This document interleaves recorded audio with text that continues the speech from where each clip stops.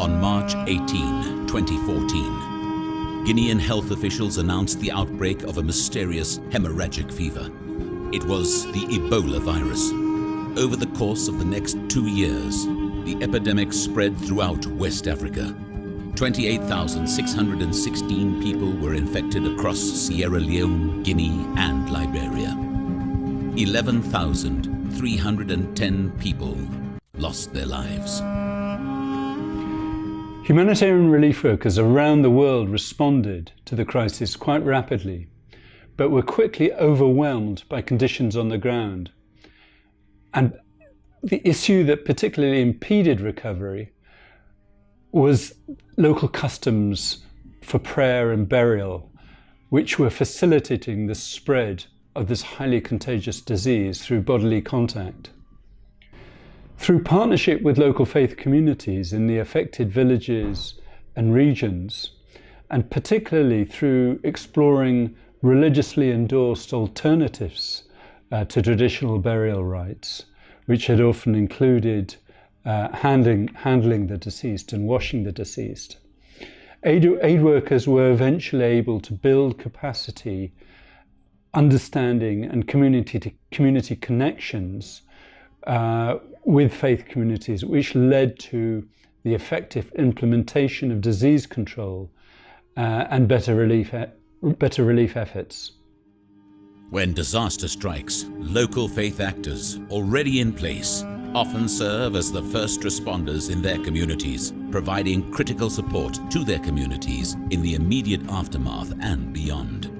Their established community relationships and local knowledge allow them to quickly and adeptly identify and support those affected, including the most vulnerable and those hardest to treat. The reality is, for example, in my context, you'll find the church even in the most remote of areas where the government agencies, the NGOs would not be able to be there. The civil societies maybe do not even know of such a place. Faith actors' central role was clear in West Africa, where in the early days of the Ebola crisis, they provided a range of critical, direct and indirect support services, from meeting basic needs including food and water, to providing psychosocial support.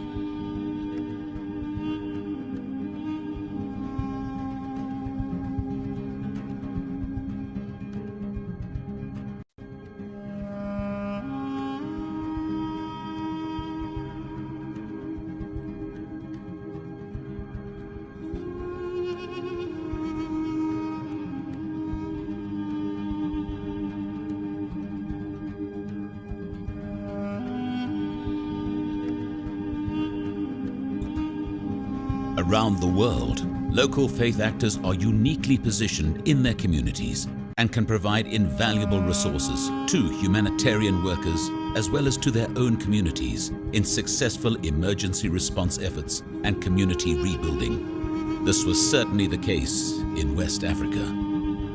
As such, local faith actors are core to the local system of humanitarian response and communities' resilience to crisis.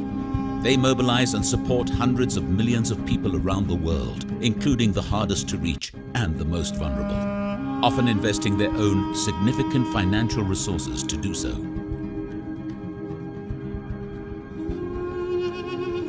Humanitarians need to be faith sensitive.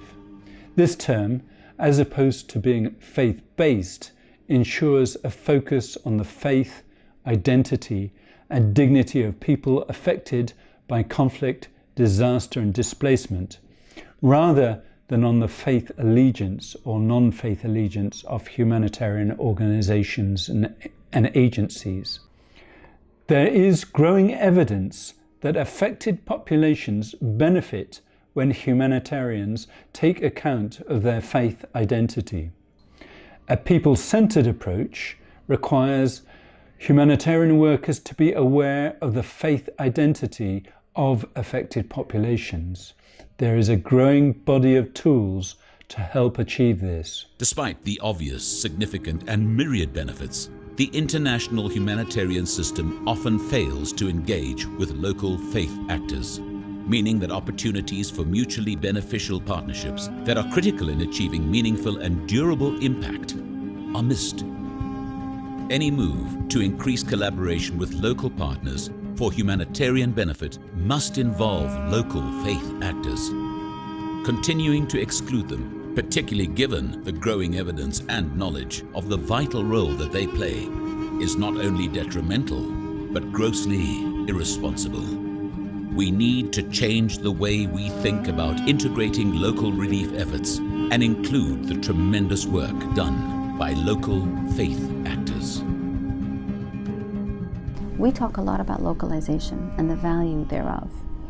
The truth is that faith-sensitive humanitarian response also means that we would have to be deliberate about identifying who the local faith actors are and what their particular way of delivering services are and how those can add value to the existing effort. So we cannot be sincere about localizing our humanitarian response if we're not talking to the local actors or even seeing them. However, inclusion is not alone sufficient. There must be increased teaching and training that fosters both local faith actors and humanitarian actors' ability to collaborate and to apply the principles of protecting human lives with respect for both religious teachings and human rights.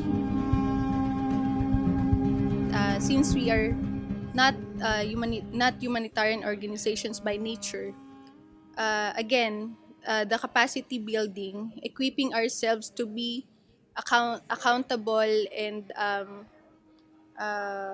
effective responders should be done during peacetime. That's what we learned.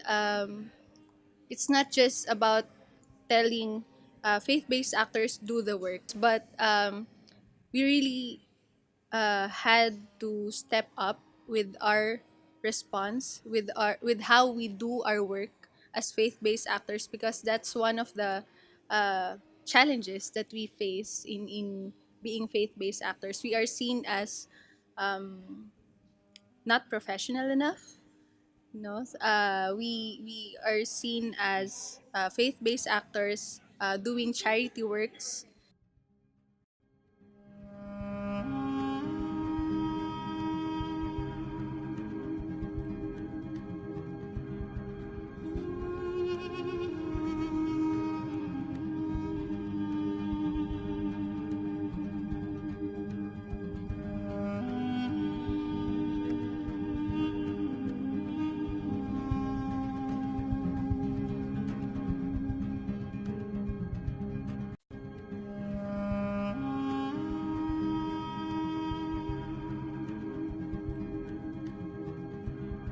To increase critical engagement of faith leaders, humanitarian teams should identify faith leaders and proactively include them in discussions and implementation of humanitarian assistance.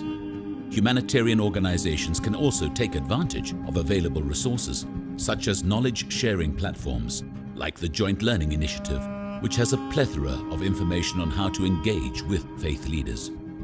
Ultimately, humanitarian response should include helping rebuild stable, healthy, prepared, and resilient communities so that communities can thrive following crisis.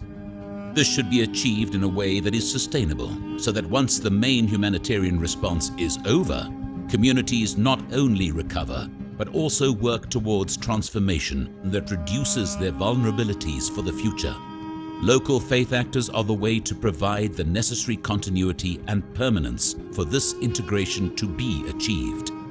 And it must be achieved.